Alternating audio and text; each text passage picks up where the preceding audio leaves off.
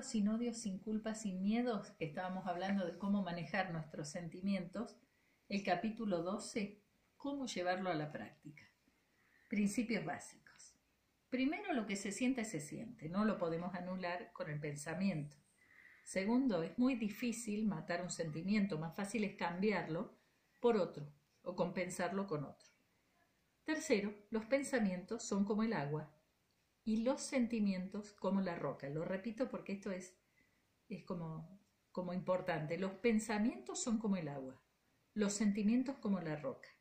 El agua necesita mucho tiempo para horadar la roca, pero bien utilizada, agregándole arena, cemento, podríamos construir otra especie de roca, otro sentimiento que reemplace a la roca que nos molesta.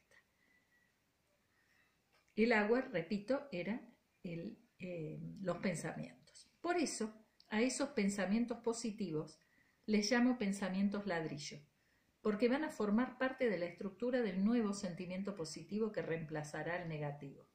Por supuesto que todo es cuestión de práctica.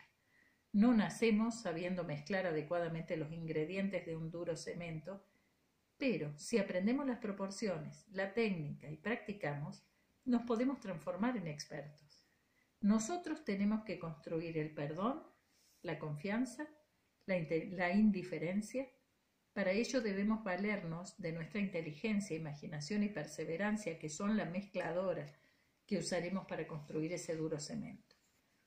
La base del cambio para superar sentimientos dañinos que nos limitan en nuestra calidad de vida es la capacidad que podemos desarrollar para controlar nuestra mente, generando pensamientos ladrillo que formen un sentimiento compensador y también evitar los pensamientos negativos, haciendo que un sentimiento dañino se vaya apagando de a poco, matarlo con la indiferencia. Es muy importante asumir que el control de nuestra vida, de nuestros pensamientos y de nuestros sentimientos lo tenemos nosotros. Mientras menos nos influya el exterior, más dueños de nosotros mismos seremos. Esta es una tarea de todos los días. No hay que confundirse creyendo que el cambio es mágico, que es instantáneo. Los resultados se van a ver de a poco, pero los cambios serán definitivos. Lo primero es identificar el sentimiento que nos está afectando, causando los síntomas, las molestias que tenemos. Para esto es fundamental ser honestos con nosotros mismos. Aunque ese sentimiento o esos sentimientos que tenemos estén justificados, tenemos que tratar de sacarlos. Para esto, identificar los sentimientos compensadores y comenzar a trabajar diariamente con los pensamientos ladrillo que van a formar la estructura del sentimiento compensador, cuidándonos muy bien de no engancharnos con pensamientos negativos que molestarían este proceso de curación. Lo único que harían sería alimentar el sentimiento dañino que tenemos en nuestro interior. Muchísimas veces es muy difícil. A los sentimientos dañinos los tenemos en el inconsciente y ahí no tenemos acceso. El inconsciente es la parte de nuestra mente donde quedaron sepultados los recuerdos, los sentimientos más intensos de nuestros primeros años de vida. Ahí no los vemos, pero nos manejan a lo largo de toda nuestra vida. Me gustaría en este punto dedicar un párrafo al inconsciente, solamente un párrafo, aunque se merece capítulos y capítulos, libros y libros, enciclopedias y enciclopedias. Pero yo apenas puedo escribir un párrafo con mis escasos conocimientos sobre el tema, lo cual no le quita el hecho de que lo considero algo impresionantemente importante, porque es lo que nos maneja. Nosotros podemos intentar controlar nuestro consciente, los pensamientos que tenemos aquí y ahora, pero nuestro inconsciente nos manipula. Él es el que nos lleva, entre otras cosas, a agredirnos, a hacernos daño, por ejemplo, fumando 40 cigarrillos por día, o tomando alcohol en exceso, o con las drogas, o siendo jugadores empedernidos. Aunque conscientemente sabemos que nos hace mal, no lo podemos evitar. Nos condiciona para bien o para mal. Si los condicionamientos son negativos y nos influyen en nuestro proceso de vivir, disminuyendo la calidad de vida, o sea, todas las cosas que uno hace o deja de hacer sin saber por qué, pero que nos afectan a nosotros o a nuestros seres queridos, tenemos que ser valientes, animarnos a explorar en nuestro inconsciente y limpiar lo dañino.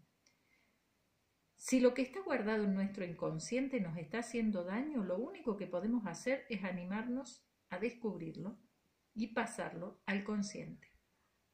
Desde allí ya lo podemos manejar.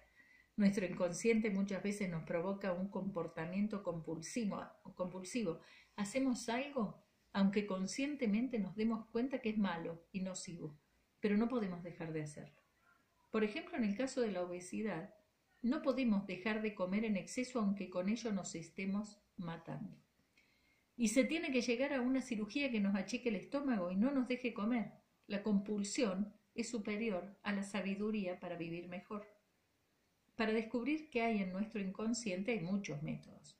La psicoterapia con sus diferentes técnicas, la hipnosis, la PNL o programación neurolingüística, o con la oración, como lo hacen en los grupos carismáticos de la Iglesia Católica, donde llegan a recordar sentimientos que tenían en la etapa en que estaban dentro del vientre materno.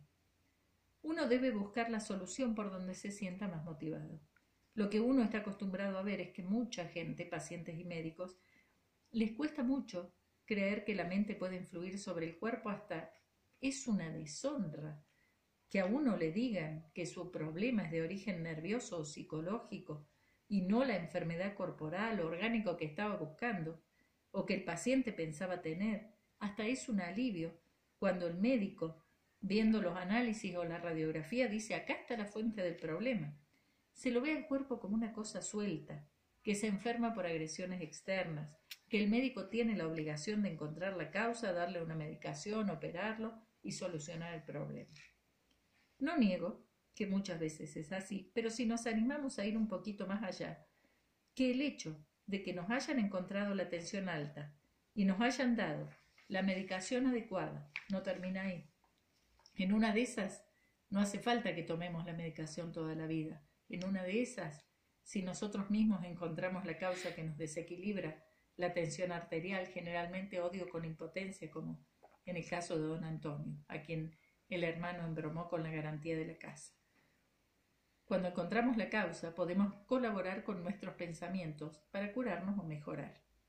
A pesar de que cuando el clínico o el cardiólogo le diagnostica hipertensión arterial a una persona y le indica un antihipertensivo, generalmente lo hace con el criterio de dárselo permanentemente y de por vida. Yo creo que si la persona logra cambiar la forma en que encara determinadas cosas de su vida, trabajo, relaciones interpersonales, familia, etc., podrá prescindir de la medicación. Dicho en otras palabras, si pudiera equilibrar sus sentimientos, podría equilibrar sus neurotransmisores, esas sustancias corporales que tantas cosas manejan. De esa manera el equilibrio llegaría a su presión arterial. En el caso de Ángela, los temores de que algo afectara a su hija la hicieron prepararse para la lucha. La hormona de la lucha es la adrenalina. La adrenalina en exceso, entre otras cosas, aumenta la secreción ácida del estómago, lo cual lo inflama, gastritis. En casos extremos lastima, úlcera. ¿Por qué, ante el mismo sentimiento, algunas personas hacen gastritis o asma, otras hipertensión arterial o arritmias o espasmos bronquiales o diarrea o migrañas, etc.? Eso depende del órgano de choque que cada uno tiene. Eso depende de la herencia. Es decir, el punto flojo o el eslabón más débil de las personas varía de acuerdo a los genes, lo que uno hereda. Quizá esta idea a la gente no le hace mucha gracia porque indirectamente quiere decir que no es solamente el médico el responsable de su salud, que uno también tiene responsabilidad en el proceso de salud. Eso nos da también la capacidad de curarnos nosotros mismos, pero para ello tendremos que animarnos, aunque nos duela, a bucear muy profundo en nuestros sentimientos, estar dispuestos a descubrirlos, intentar solucionarlos. A veces será necesario recurrir a un psicoterapeuta, pero estoy seguro que la persona que está en esa búsqueda y logra encontrar a la persona adecuada hará grandes progresos en su lucha por lograr la salud. Opino personalmente que los mejores psicoterapeutas no son los que más medican, sino los que más hablan con sus pacientes. Ojalá alguna vez se desmitifique la psicoterapia.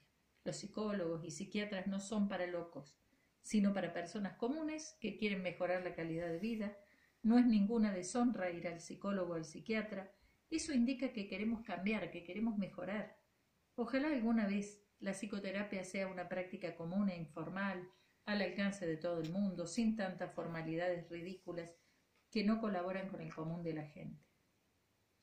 Un rol muy importante deben jugar nuestros asesores espirituales, que son encargados de ayudarnos a sentir adecuadamente. En conclusión, reitero que para mí lo más importante es creer que nosotros podemos asumir el control de nuestra vida, de nuestros pensamientos, de nuestros sentimientos, que para ello debemos ser honestos en el momento de analizar lo que nos está pasando, valientes para ponernos a trabajar en el camino adecuado, pero sobre todas las cosas tener paciencia para ver los logros, porque el condimento para que esta fórmula funcione es el tiempo.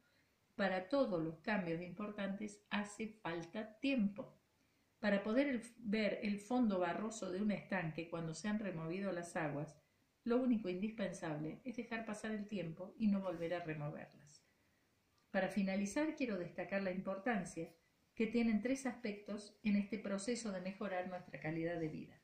1. Tener bien en claro nuestro mapa de ruta. 2. Espíritu de sacrificio para los momentos difíciles y capacidad de relajarse y disfrutar en los buenos tiempos. Y 3. Hacer jugar la imaginación a nuestro favor y no en contra.